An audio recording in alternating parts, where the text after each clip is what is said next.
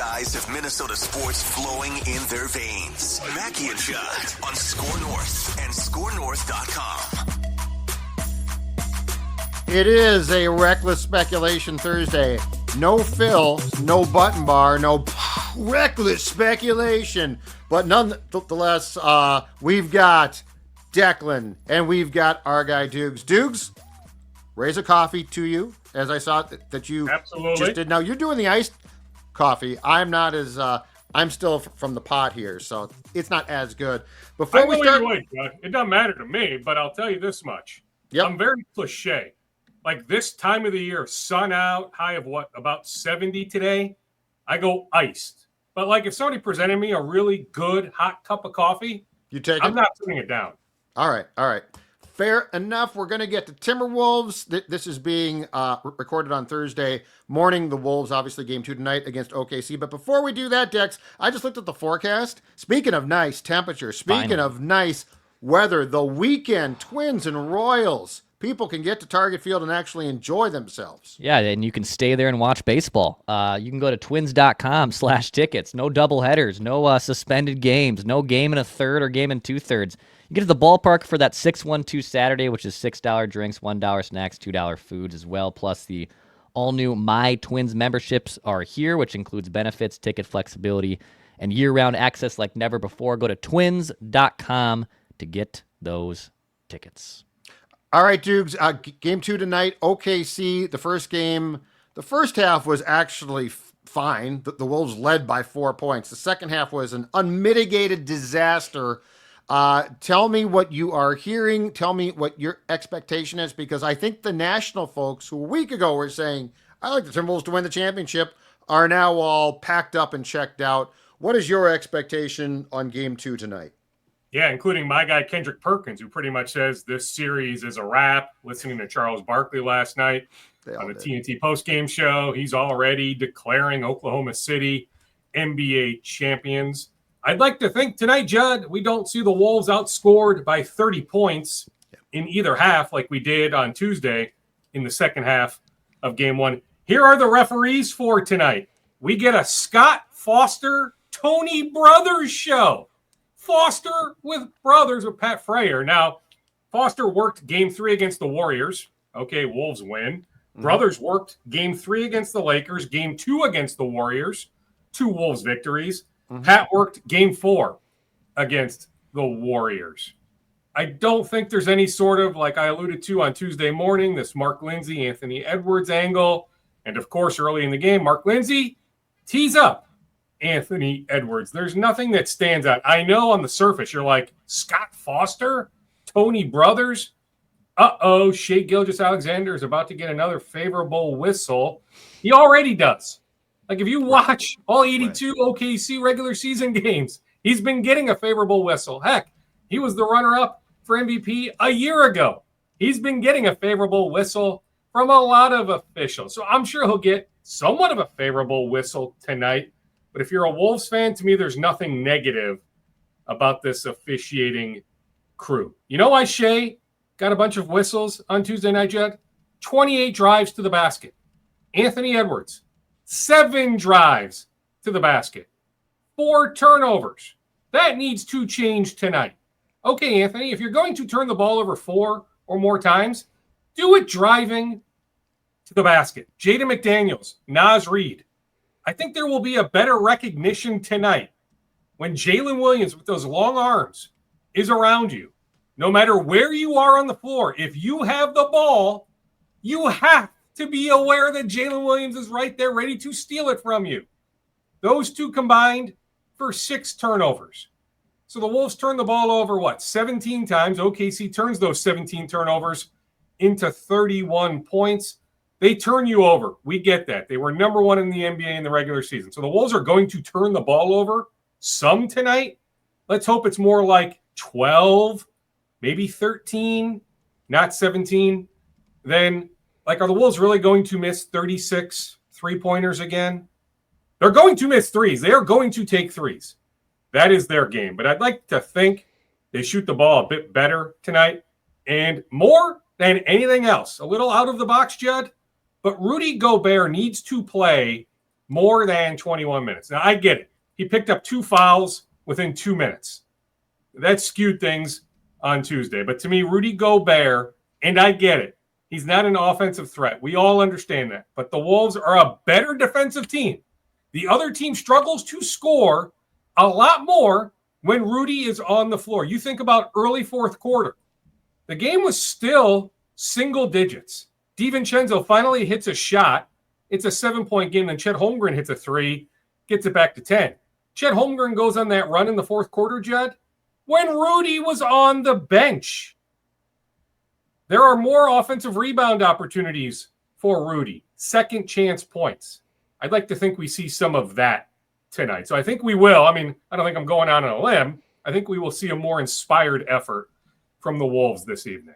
Dukes, what do you think is more likely, those 3-point opportunities and shots falling more consistently tonight, or is it guys like Ant actually driving to the basket? Because OKC forces you to kind of take those open threes all the time, and actually opponents don't hit them well. They don't convert them well, I should say.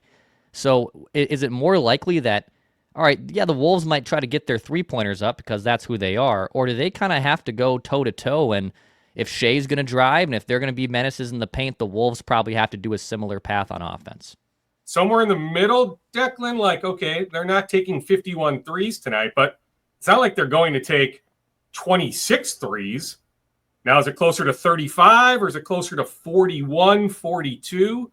Those threes are going to be there. Oklahoma City packs the paint. We knew this entering game 1. OKC is elite at protecting the rim. Isaiah Hartenstein, Chet Holmgren.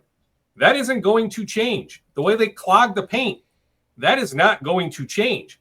So those 3-pointers are going to be there. Of the 51 threes on Tuesday, how many did the NBA view, NBA.com, as open to wide open? So nobody within, 4 to 6 feet. It was a majority. I don't have the exact number in front of me, but it was a lot. It was well over 50%. So you'd like to think that some of these guys can make these open to wide open looks. Now, maybe DiVincenzo won't. This isn't Dante of last year with the Knicks. He was unreal in the playoffs last year for New York. It's now a pretty large sample size of 11 playoff games where, for the most part, Dante hasn't been making threes. So maybe he won't make threes. But I'd like to think Nas has had some really good games in his career against the Thunder. I'd like to think Nas for sure. More than anyone, I'd like to think Nas is going to make those shots. I'd also like to think that Jaden McDaniels will hunt his shot just a bit more tonight. So Jaden, it was another snap of the fingers, like Gobert picking up 2 fouls. Jaden, 5 points, just like that. Yeah. What did Jaden finish with? Was it 7 points? Yeah. So he had the first 5 points. Yep. The Wolves jump out to a nice lead, eventually 21-11. Jaden had a lot to do with that. Then Jaden passed up way too many shots on Tuesday. I'd like to hope that Jaden is a bit more aggressive tonight. Now, Declan, there's going to be some opportunities where, okay, open, OKC tries to close out, maybe a nice pump fake, so you don't take the 3, you drive, and maybe something gets created that way. That's where I'm hoping Rudy is on the floor.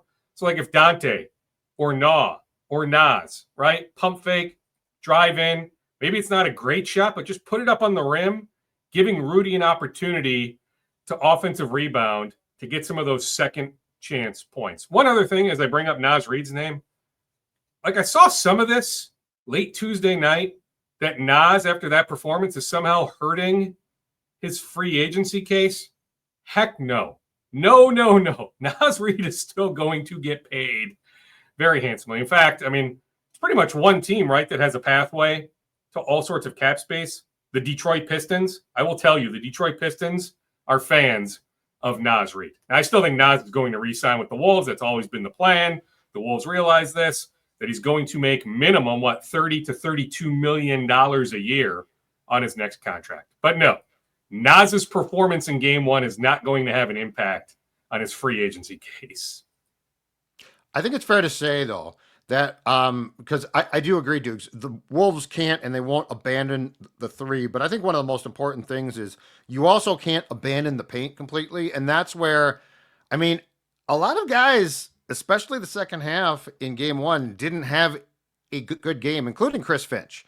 Like the Gobert thing, I understand. He said we wanted to go smaller to try to get points because we had to get some points, and I understand that. But I'm with you. Like this is a series where you've got Holmgren, Hartenstein, who, by the way, I love. I think Hartenstein's a fantastic. I told you player. on Tuesday. I mean, the Wolves. Yeah, along the way, going back years, the Wolves had all sorts of interest in him. Sure, yeah. but you can't abandon the paint, and so like I am looking tonight for adjustments from Finch as well, because the Timberwolves. I mean, the second half and the final score did not reflect the first half. So this is going to be, despite the fact that the national folks are done now and have all basically decided the Wolves stink, this is going to be, in my opinion, still a competitive series. Tonight is not, it feels like a must win. It's not a must win, but what it is an eye test win. If you come out and play a hard game and lose, I think you feel pretty good about, okay, now we've got 2 here. If you come out and play like you did in the second half on Tuesday, you're going to feel pretty bad. So I just need to see a lot more pushback. I need to see better coaching. And yes, Shea is going to get his calls. And my only suggestion there is if he leans into you and you know that you're going to get a foul him.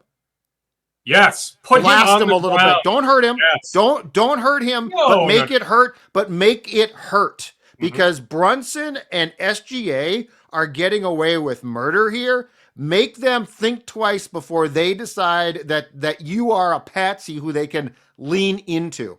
I'm not suggesting violence. I am suggesting playoff basketball. Yeah, oh yeah, sure. Absolutely. I'm with you on that. Foul SGA hard. Now, I'll admit, I'm an SGA fan. And to me, it's not his fault. You have an issue, blame the officials. Yeah, he drew, 13 whistles on Tuesday? Of the 13, I think it's safe to say 5 were like, whoa, what the heck is that? Maybe even 6? Is that his fault? It's the way he's been playing for years. Blame the officials.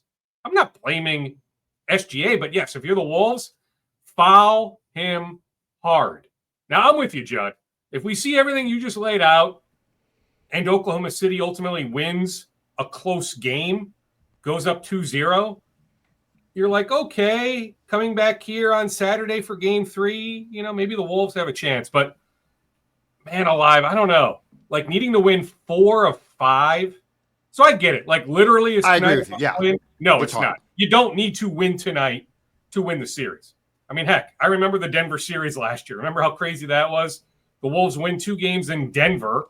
Everybody's thinking, okay, the Wolves are about to beat the Nuggets in 4 or 5. Bingo. Yeah. Then the Nuggets come back here, win games 3 and 4. Then I'm in Denver for game 5. Denver wins that game, looks good. I'll admit, in that moment, I thought the series was over one way or another, whether it was 6 or 7, but that Denver was moving on. Okay, Wolves win game 6 back here. Then back in Denver for game 7, Denver's up 20 points early second half. The Wolves end up winning. I mean, that was such a crazy series. So I'm not ruling anything out after experiencing that firsthand last year. But, man alive, I'll tell you what. If the Wolves need to win 4 of 5, if they lose tonight, I don't know. It's hard to really, really see that pathway. And I still think, now, you can argue the Wolves now know tonight what to expect, that tonight should be easier compared to game 1. I still feel like of the 2, game 1 was the more gettable one. And I get it. The Wolves didn't show up in the second half. I just wonder if they're going to regret not being up more at halftime. So it was a 4-point game at the half. Even think about that last possession.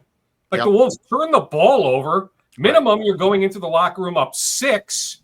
If you score 8 or 9, OKC turns you over, gets a couple free throws or whatever it was, a late basket. It ends up 48-44 at the half. It felt like watching that first half on Tuesday.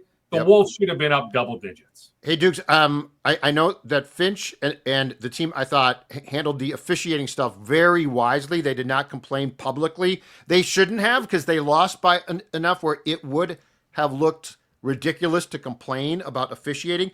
How quickly, though, do you think they sent in clips, not just of SGA diving, but of how physical the Thunder is allowed to play defensively as well. Like I guess that's the problem. This guy is he's like going into guys and bouncing off like he has been, mauled. But then defensively, they're spinning guys by their shorts. Like, it's really savvy stuff. So privately, how much do you think that the Wolves and Finch in particular are going to try to impact the series through private discussions and clips being sent to the league office? Yeah, I mean, a decent amount. Now, it's not atypical. I mean, the Wolves send in clips all the time, but is it a safe assumption that the Wolves sent in clips after game one? Yes. Heck yeah. I mean, we've all seen it, right? I mean, there were 5. Like, to me, minimum 5, if not 6, maybe 7, where it was like, what the heck did you see to blow the whistle to allow Shai Gilgeous-Alexander to go to the free throw line? What the heck did you see? So, yes, undoubtedly, the Wolves are making the league aware of those particular plays, if not more. But, yes, also, I'm sure privately, because my colleague Chris Long is down there for us on the Channel 5 side of things, like he was at availability on Wednesday, was there in the locker room late Tuesday. There was nothing being said, even on background. Like just, sometimes you're in the locker room, you have casual conversations with players. Nothing came up late Tuesday suggesting that the Wolves are pissed off about the officiating. But sure, they send in clips all the time. So I am sure that took place. But like when Rudy Gobert, Jaden McDaniels, Chris Finch met with reporters on Wednesday after practice at Paycom Center, like I'm sure there was some dialogue about, hey, let's not get baited by these reporters' questions about the officiating. So they chose their words incredibly carefully. But yes, I'm telling you, Judd, yes. That's why, again, glass half full, like Foster, Brothers, Frayer, like this officiating crew tonight, they're well aware. So, yeah, I mean, just like game one, I will be very interested to see how tonight is officiated. But I'm just saying, I mean, just looking at the crew, Foster, Brothers, Frayer, like neutral, like if you want to be negative, fine. I'm not, though. Like to me, neutral or maybe skews ever so slightly in the Wolves' favor. Put it this way. If we end up talking late tonight about a Wolves Game 2 loss, I don't think the first thing we're going to bring up is it was a horrible game for this officiating crew.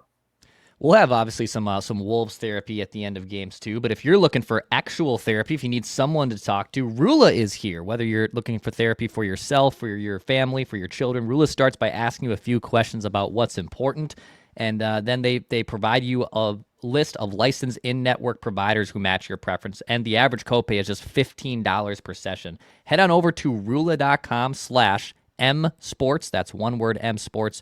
RULA.com/msports and take the first step towards a better mental health journey. You deserve quality care from someone who cares, and that is Rula. Judd, who should they call for their HVAC needs? Oh, there's no question about it. You should call my good friends at MSP Plumbing, Heating, and Air. Look, it's going to get warm outside. It's getting nice, right? That means that if your AC is in question, let's say that you turned it on last week, it was hot out, and it sort of coughed and wheezed. Don't allow that to become a problem. Just simply call my friends at MSP 651-615-4292. Check out their website, call msp.com. They're on Facebook as well. And don't forget, June 1st, they're going to be at Grand Old Days in St. Paul. They're going to have a booth there. Chance to win a Blackstone grill. And if you stop by, you're going to get a special discount of $60 off any HVAC or plumbing repair. That's just their way of saying thanks. Again, call msp.com. Make sure that air conditioner is in working order because it's going to get hot. It's going to get humid, and they want to keep you comfortable. And one last shout out here before we get some Dukes for some other scoops. It's golf season. It's finally 70 degrees out. If you want to get a tee time in, go to golfthemeadows.com to book that next tee time. Golf the Meadows at Mystic Lake, just a short drive down 169 in the metro. Or if you're coming up from the south of the Twin Cities or south of the border, go to golfthemeadows.com to book that next tee time. Good track. All right. Yeah, go ahead. The Wolves are trying to change their mojo. They have the Association Edition jerseys for tonight. Okay. OKC going darker, so maybe that can change the Wolves' mojo. One thing I should bring up when thinking about Scott Foster, he is the guy. Now, we need to go back, 15, 16, 17 months. But remember the Rudy Gobert money gesture? Yep. That was Scott Foster. But it's not like that was any recent time. Now, who knows? Because I'm the one on Tuesday who brought up Mark Lindsay, Anthony Edwards going back about 14, 15 months. But Foster has officiated plenty of games since then with Rudy Gobert. Right. That I don't think there's any sort of carryover. But I'm just saying, when bringing up the name Scott Foster, it's fair to bring up the history with Rudy Gobert. Final scoops, my man. Empty the scoop bag on this reckless speculation Thursday. So I know the Twins went on the record. Declan, you were over at the Ball Yard on Wednesday. Judd, were you there too? I was not. Nope. Okay. But Declan, you were there on Wednesday, right? Yeah, I brought my sleeping bag. I thought I was going to live there for the next few days, Doogie. I get it, because I was over doing live shots before the Lynx game. Got a nice big hug from one of my favorites, Lindsey Whalen.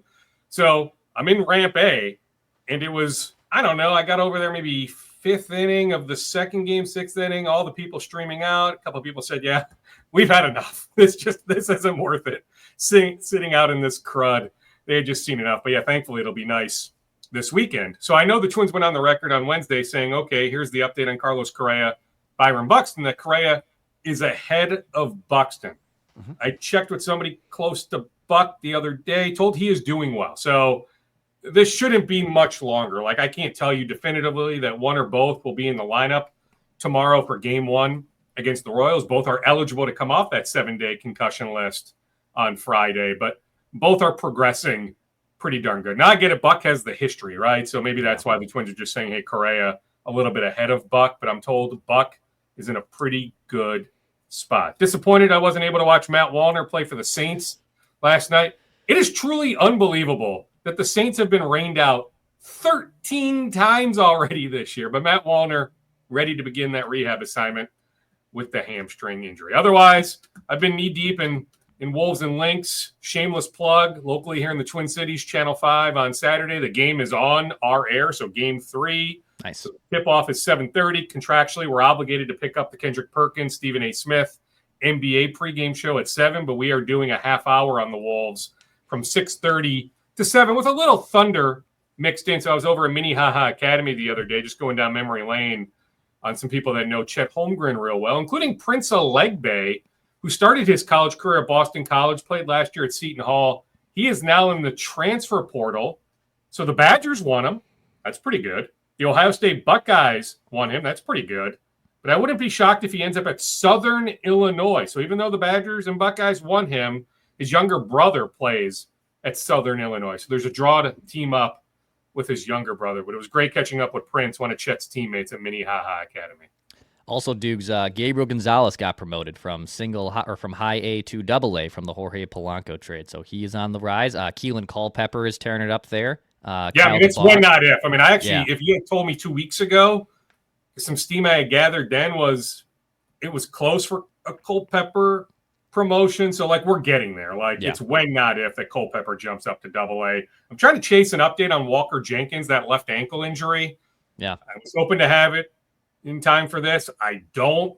They told us a couple weeks ago, early June at the earliest. I just wanted to get a progress report on the Twins' top prospect, Walker Jenkins. But we're still looking at least probably 7 to 10 days before he resumes any sort of serious baseball activities. And Luke Keyshaw progressing well from the broken arm. Still not close to starting baseball activities, but the arm itself is healing appropriately. Good. So we got that. I like it. And very much looking forward to seeing the Vikings on the field. Next Wednesday, OTA session number 2. Then Monday, June 2nd, OTA session number 4. Awesome. Love it, Dukes. Thank you very much, sir. We'll be back, back on Tuesday for a full-strength scoop session. I'll be there day after Memorial Day, May 27th. Look forward to it. See you, boys. All right. Thank you, Doogie. That's Darren Doogie Wolfson. Go check out his work at KSTP.